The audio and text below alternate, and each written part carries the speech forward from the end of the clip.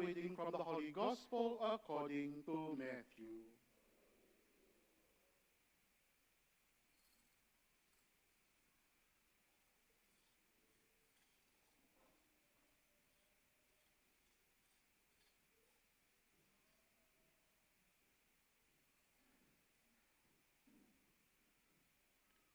A genealogy of Jesus Christ, son of David, son of Abraham.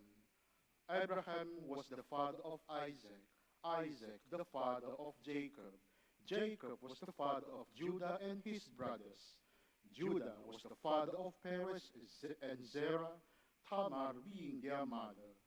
Perez was the father of Hezron, Hezron the father of Ram, Ram was the father of Amminadab, Amminadab the father of Nahshon, Nahshon the father of Salmon, Salmon was the father of Boaz, Rahab being his mother. Boaz was the father of Obed, Ruth being his mother. Obed was the father of Jesse, and Jesse was the father of King David. David was the father of Solomon, whose mother had been Uriah's wife.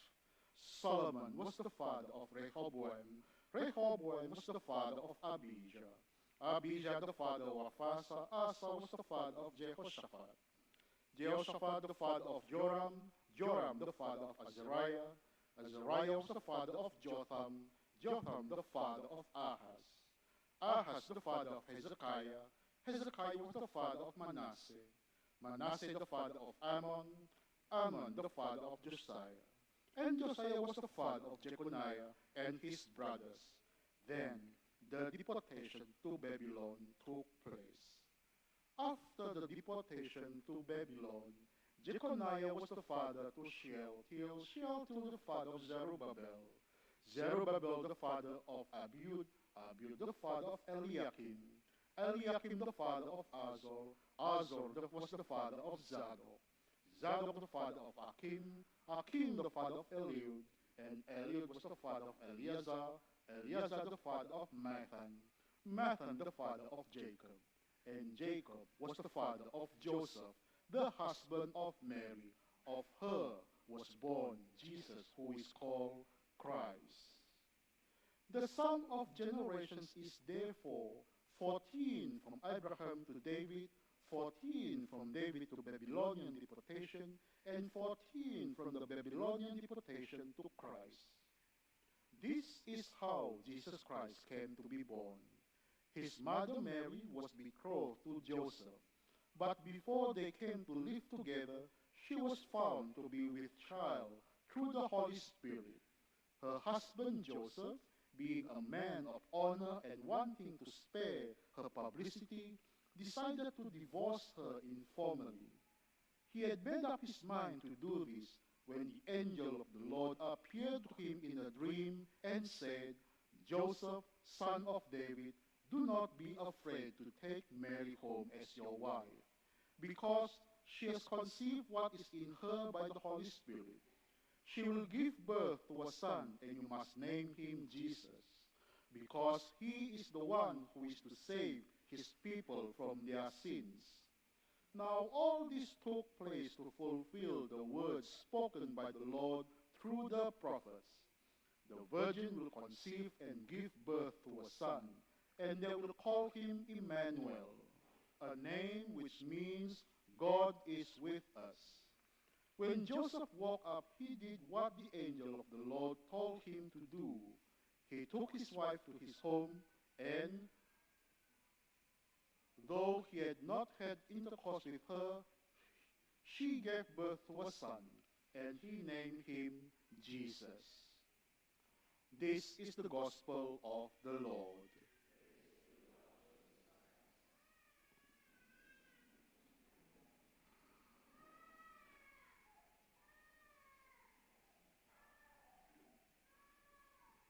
Brothers and sisters, have you seen the statue of the sleeping Joseph? The statue of the sleeping Joseph. You know, the late Pope Francis has a great devotion to this sleeping Joseph. And he explained during his visit to the Philippines years ago that he had one such statue by his bedside, and whenever he has prayer of intention, anything that troubles him, or things that he wants to ask the grace from the Lord, then he put a note under that statue.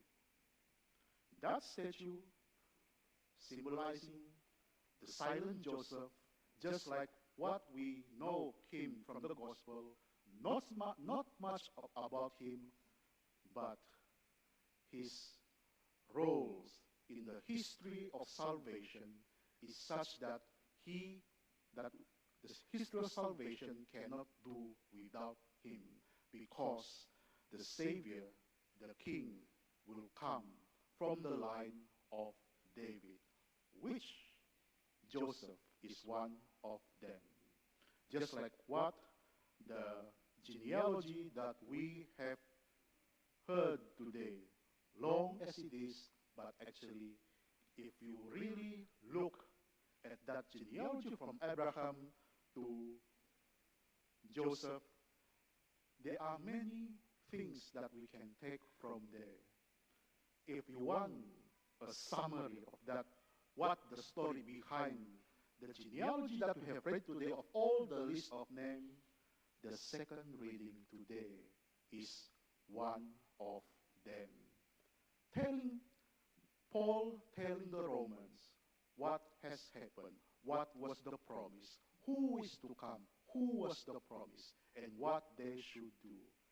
That they can see from the genealogy that we have in the gospel today. But we come back to this role of Joseph, the silent partner in the history of salvation. There are many things in our life that we are not aware, but it is working beneath our awareness. Such is the grace of God working in our life. Often we want to see a tangible sign that come to us so that we can say, God, yes, I know you are there. Yes, I know I can feel you because I can see you in my life. But then, brothers and sisters, not everyone have that same experience. You can just ask those who are frustrated again and again, lamenting that they say, I have been praying many times, but yet to see the fulfillment of my prayers. Every one of us, everyone have this experience. That is also the experience of the people of Israel. In the first reading, the prophet Isaiah trying to console the people who are deported to Babylonia, those who are going through persecution, lost their nation, lost their identity, telling them, no, you just wait, because the promise of God that has been given through Abraham, Jacob, and after that will be fulfilled. We just need to wait and be faithful to God, because that's what happened to the people in exile. They have abandoned all they have believed, their God, and even their identity. And so, brothers and sisters, in these days where many values bombard us in our daily life, where many choices seems to be more interesting than we trying to live out our faith, which often come out as going against the value that we see in the world. And we ask ourselves, is it still worthwhile for us to live our life according to the gospel? Or, if we don't want to think about that, maybe like this. Is it still worthwhile for me to live out my life as a good person, helping others, trying to feel in others like what I have difficulties filling in myself. I cannot do this, but that you suppose me to help others, so that others' trouble can be alleviated. Many things and many situations are like this in our world today. And we can say that we are saddened by all the troubles happening in the world. And we can say that then we feel that we are troubled, do not know what to do everything, and we say, once in a while, that we have lost our belief in God, because why God allowed such things to happen to other people and also to ourselves. And so, brothers and sisters, what we read in the gospel today, in what the angel Gabriel told Joseph today, do not be afraid, is the same message that we receive, and perhaps God wants to tell us, telling us not to be afraid, and to rely on God, and also to be certain that the grace of God is showered upon us.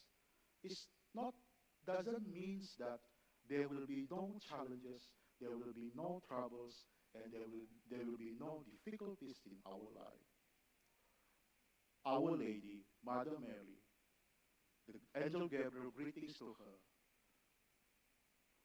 Hail, you highly favored by God. Mary, who has been graced by God and has been chosen to become the mother of Jesus, to bring him into the world, to start the work of salvation, is also a great example of someone who also in her life faced difficulties. Many times in the gospel that we read and hear that she kept all these things in her heart, and her heart was troubled. But then she journeyed on because she believed what was promised will eventually be fulfilled. And so, brothers and sisters, if there is one thing that we can get from the readings today, is that believing in God involves our own participations. Participations in the life of Christ, not only in helping ourselves, but also in our help, in our ministering to others, helping others in whatever capacity and ability that we have, to the best of our ability.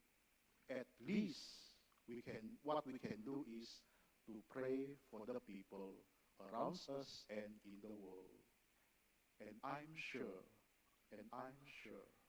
the grace of God will flow through us to the others, and that same thing also happen.